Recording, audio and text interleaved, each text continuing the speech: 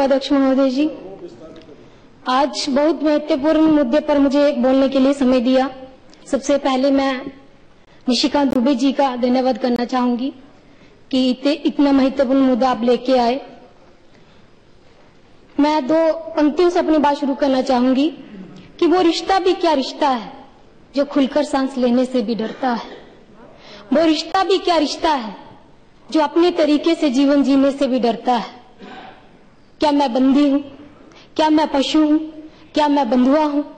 कहने को तो मैं आजाद हूं, लेकिन एहसास कैदी सा है।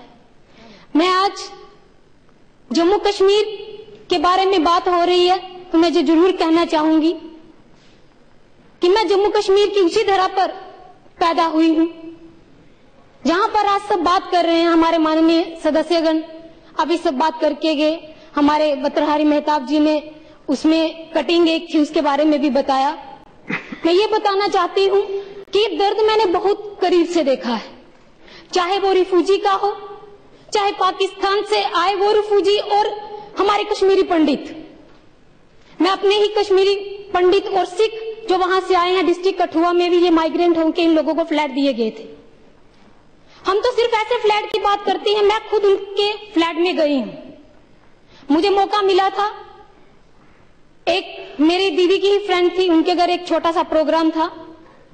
मैं उनके घर गई, एक छोटा सा कमरा, उसी कमरे में सब लोग, एक छोटा स्टोर टाइप से एक और कमरा जिसमें उनके पिताजी थे।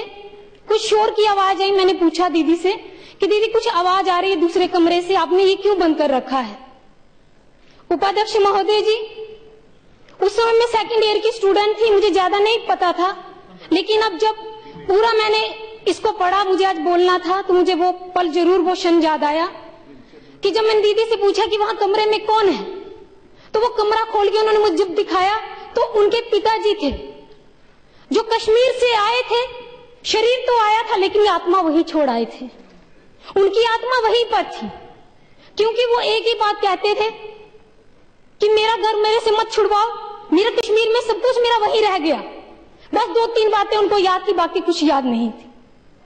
और एक साल भी नहीं हुआ था कठुआ में आने के बाद, 2 साल के बाद उनका बेटा एक ही था, वो भी गुजर गया। आज एक वो बेटी अपने घर का गुजार बसर उससे चल रहा है। क्या हम ये कभी जानने की कोशिश करते हैं कि उनको जो फ्लैट दिए गए वो किस तरीके से हैं? वो प्राइवेट जॉब कर रहे हैं, उनको क्या वहां पर मिल रहा है? आज वो कठुआ से उठा के उनको जम्मू नगरोटा भेज दिया गया। एक जगह तो ऑलरेडी विस्थापित होके आए हैं, फिर उनको डिस्ट्रिक्ट कठुआ में लाया गया, फिर जम्मू में भेज दिया गया। कितनी बार इस तरीके से वो अपना घर छोड़ेंगे?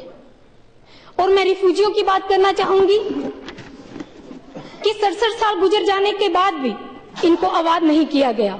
और जे लोग अपने अधिकारों के लिए निरंतर संघर्ष कर रहे हैं, जे लोग अपने अधिकारों के लिए संयुक्त संसदीय समिति द्वारा की गई सिफारिश में, जिसमें रिफ्यूजी को 30 लाख रुपए प्रति परिवार, विधानसभा में 8 सीटें, पीओजी के कोटे में नौकरी, इनको ये देने की बात कही गई थी। मैं माननीय निशिकांत दुबे जी से ये कहना चाहूंगी कि जे सरकार रिफ्यूजी बोर्ड का गठन करे, क्योंकि इनकी संख्या लगभग 15 लाख है। क्योंकि जो अधिकार इनको मिलने चाहिए, अभी सतपाल जी ने भी बताया कि इनको कोई अधिकार नहीं मिला है। मैं अभी चुनाव में गई थी, ये लोग हमारे पास आए थे, क्योंकि लोकसभा में तो इनको अधिकार है, विधानसभा में अधिकार नहीं है। ना इनको नौकरी मिलती है, ना वो जो दलित वहां से आए हैं उन लोगों को भी जो रिजर्वेशन से मिलना चाहिए कोटे से, वो भी उनको कुछ नहीं मिलता है। तो मेरा निवेदन है कि इसको चर्चा को हम सिर्फ चर्चा तक सीमित ना रखें, ये इसको अंतिम अमली जामा पहनाया जाए, इनको इनका अधिकार दिलाया जाए। और मैं बात करना चाहूंगी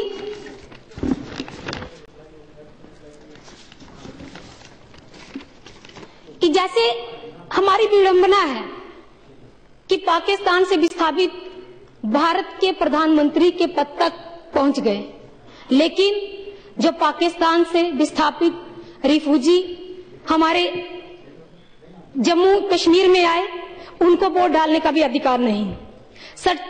1987 में भारत के सर्वोच्च न्यायालय ने कहा था कि जम्मू कश्मीर सरकार पश्चिम पाकिस्तानी विस्थापितों को हर प्रकार की बुनियादी अधिकार दे सकती है, जिसके लिए उनको जम्मू कश्मीर के संविधान में संशोधन करने की आवश्यकता नहीं है। एकमात्र शासकीय आदेशों द्वारा ये किया जा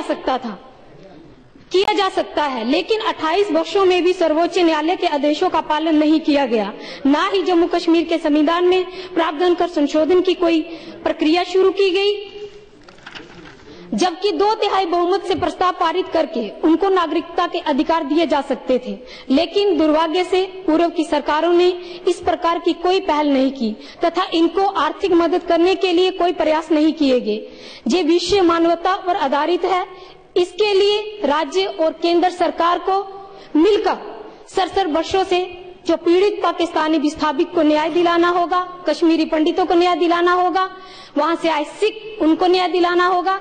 मैं उपाध्यक्ष महोदय जी ज्यादा समय नहीं लूंगी और 2 शब्दों से ही अपनी बात को समाप्त करूंगी कि जमी के जलजले में आस के दिए बुझ गए, जमी के जलजले में आस के दिए बुझ गए, फिर कायम हुए हौसले रोशनी जुगनू तले। जय हिंद, जय भारत। जब हमको अपने ही शरीर में खुजली है, हम दूसरे के खुजली का इलाज क्या करने जाएं? हम तो अपने यहाँ इन बदमाशों को छिपाते हैं, सहारा देते हैं, खिलाते हैं, रखते हैं। बस सबसे बड़ी चुनौती तो उस दिन हुई थी जिस दिन संसद पर आक्रमण हुआ था।